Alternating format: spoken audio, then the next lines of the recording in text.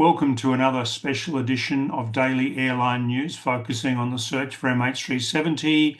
Joined again by my co-host Richard Godfrey, the UK aerospace engineer who's taken Wspr technology, perfected it as a tracking tool, and found a new location for MH370. Welcome, Richard. Thank you. Good afternoon to you, Jeffrey. Now, Richard, can you, as usual, bring us up to date with the latest movements of Armada 7806? Sure. Armada 7806 has now almost closed the gap between the first and the second survey areas. It's progressing slowly but surely northeastward, and it will arrive at the first survey area um, uh, in the next couple of days, I think. So the question then is, what's the next survey area it might go to? We know for a fact that the 7806 left Fremantle on the 6th of March and is still saying its destination is to be confirmed, but is still also saying it's going to get back to a port in the next few days. So it it'll have a maximum of 10 days left in the search area before it has to leave, because it has a maximum endurance of 35 days. Now, the weather in the area is still looking good. There are light winds. The wave height is still 2.2 meters, which is 7.2 feet. Yesterday, the wave height was 3.2 meters, which is 10.5 feet. So it's quite a swell out there.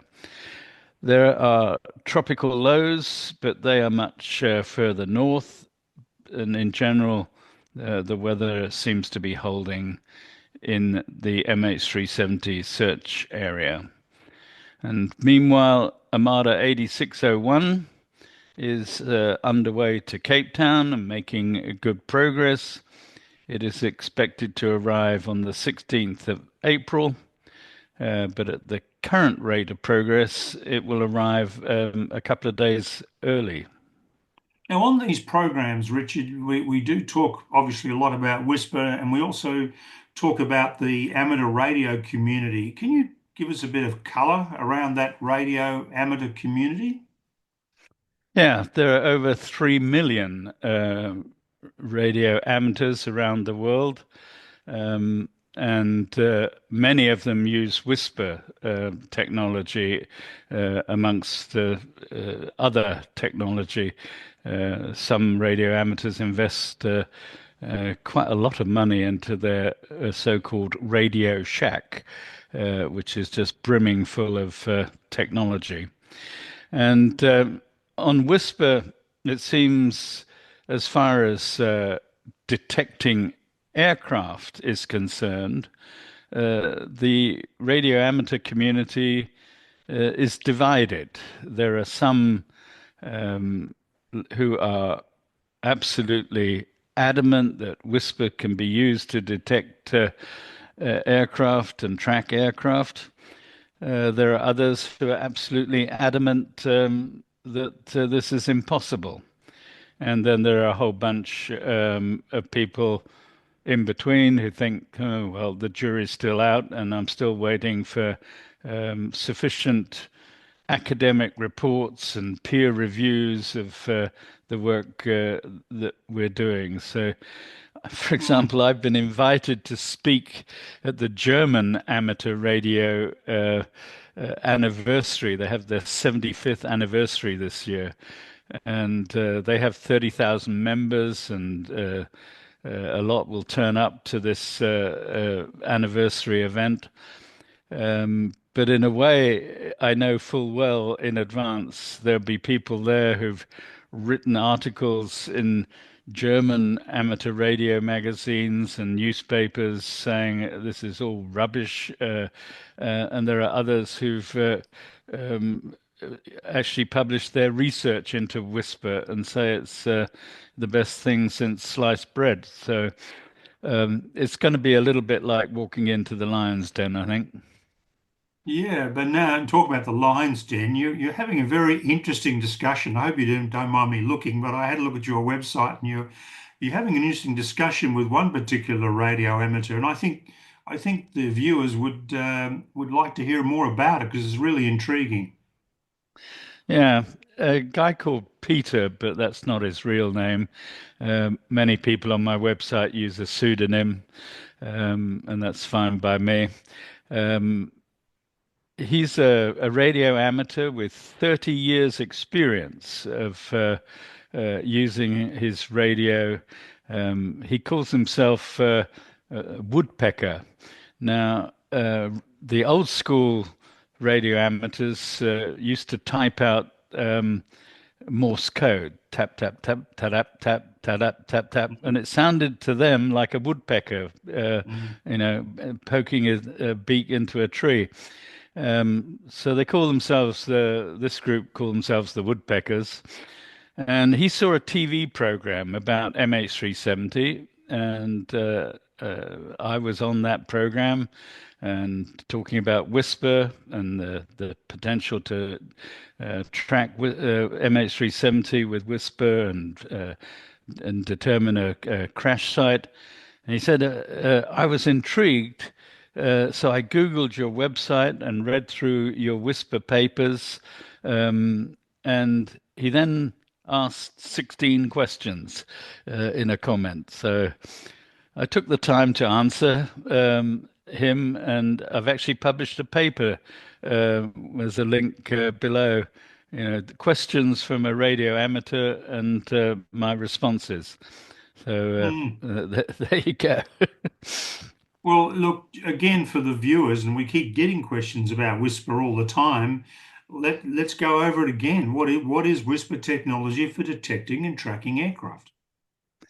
Well, this technology is new, and what we're proposing is a global passive radar system using radio amateur test signals called Whisper. Uh, as I said, there are over 3 million radio amateurs. Many of them use Whisper. There are currently in the WhisperNet database 8.5 billion global radio links archived back to 2008. And additions are being made to that database at around 7 million each day. So there are currently, on average, every 2 minutes, 7,500 Whisper links going around the globe. And they offer an almost near real time as well as a historic passive radar capability. So, how is this WhisperNet database relevant to finding MH370?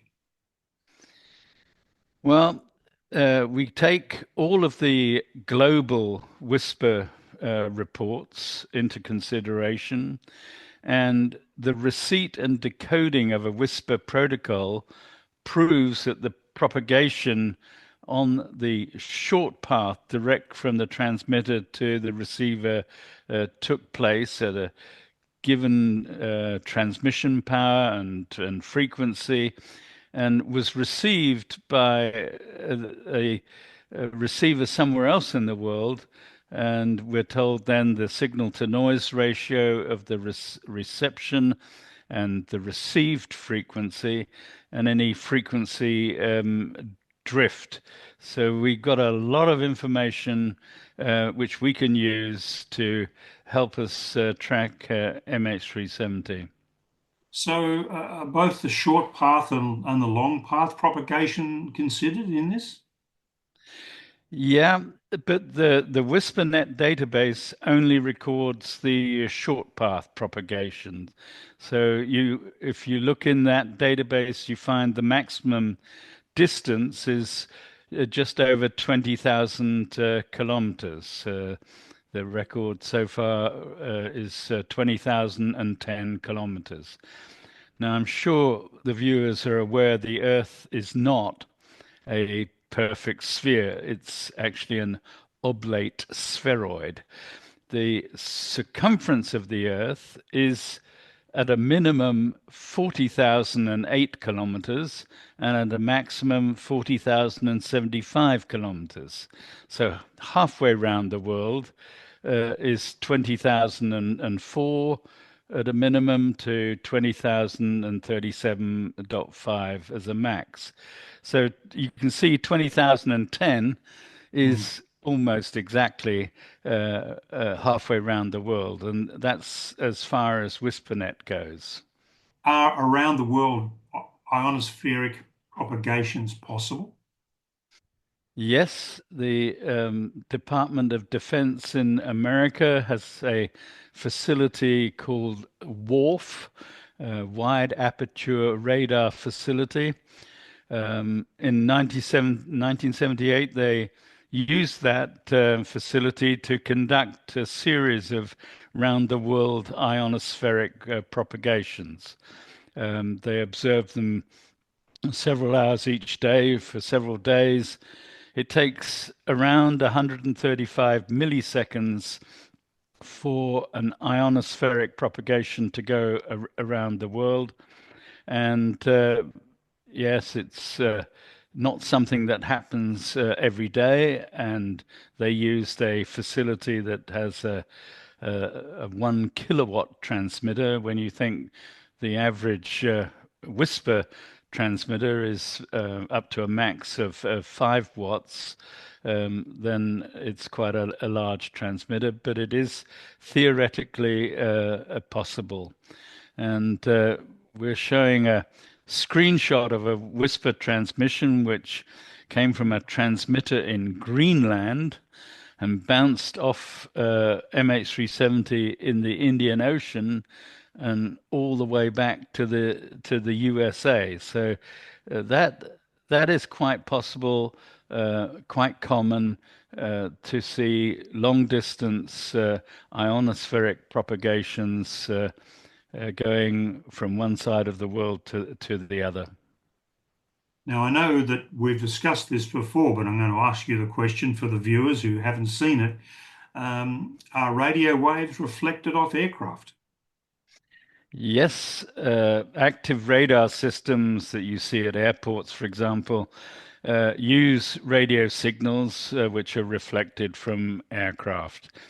Passive radar systems use signals from multiple sources that are reflected or deflected by an aircraft to a receiver. Whisper is a so-called multi-static system. In other words, it uses multiple transmitters and multiple receivers at multiple frequencies and is able to pick up forward and backward reflections and deflections.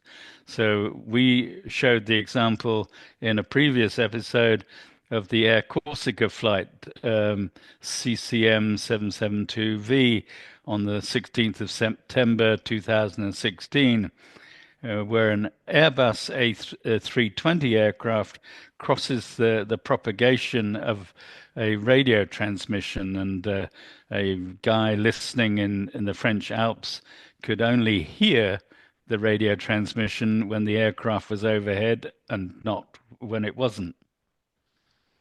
Yeah, and in fact, what we'll do, viewers, is put a link below to that particular episode, so you can actually listen to it yourself. It's really impressive. So, again, we've asked this question a number of times, but how does the Whisper protocol work? Well, Professor Joe Taylor invented the Wspr protocol. He is a Nobel Prize winner. He is known for being able to detect signals from literally billions of miles away on the other side of the universe. The Whisper protocol is uh, is a digital protocol, so it's either decodable or it's not decodable. There's no in between. And the WhisperNet database obviously only contains the propagations that were decodable. There is considerable error correction built into the Whisper protocol. The Whisper protocol incorporates a forward error correction based on a convolutional encoding. Now, that sounds like gobbledygook, but what it really means is the 50-bit message containing the call sign, location, and power level of the transmitter is encoded into a longer sequence of symbols, in fact, 162 in total. And out of these 162, you can always guarantee you can decode the 50-bit message. And the receiver adds their call sign and location, the signal to noise ratio, and the received frequency and any frequency drift. And that is what gets recorded in the WhisperNet database. Now, I know this question's going to evoke a lot of numbers and this might put some of our viewers to sleep, but what is the limit of the Whisper received signal level? Well, that is the subject of much debate in the radio amateur community.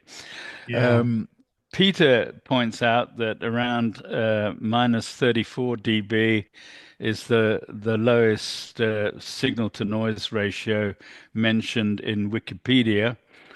Um, in 2024, last year, there were 2 billion WhisperNet entries in the database, and out of these, 1 million had a signal to noise ratio of equal to or less than minus 34 dB. So apparently, this is only a theoretical and not an actual limitation. Many radio amateurs say the smallest useful SNR, signal to noise ratio, is minus 29. But Whisper is a digital protocol. We're not talking about a voice communication. And the long integration time, Whisper receiver integrates over a period of 110.6 seconds, allows it to extract weak signals over time. And the protocol's robust error correction that I mentioned helps extract the signal even when it's buried deep in the noise. So in practice, the limit can depend on the receiver, the antenna, the bandwidth, the environmental factors.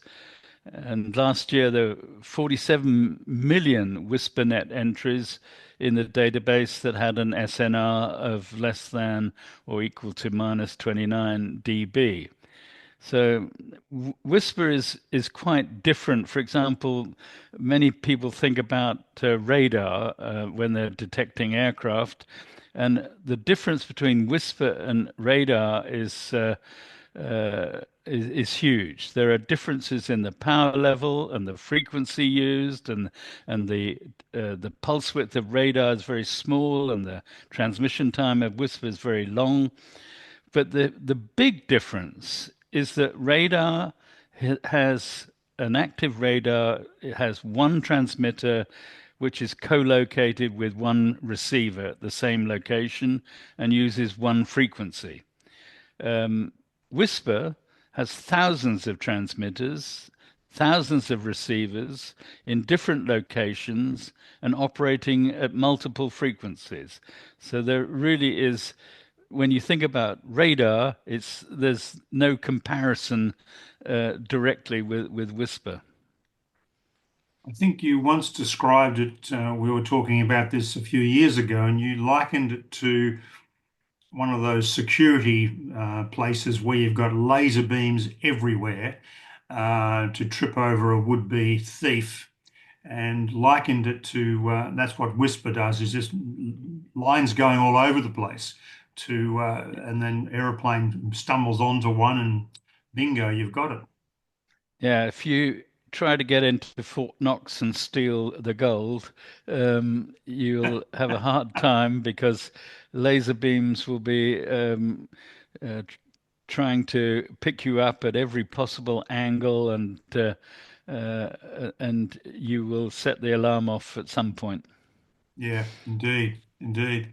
Look, that's fascinating, Richard. I mean, I don't know whether which is more fascinating, this or the barnacles, but what it underscores really is the extraordinary levels of science that are being applied by yourself and other groups as well who are working on this, and the authorities, of course, to find MH370. It really is an incredible scientific effort at every level, and this just underscores it absolutely, doesn't it? Yeah. But Yeah. the proof of the pudding is in the eating, and Yes.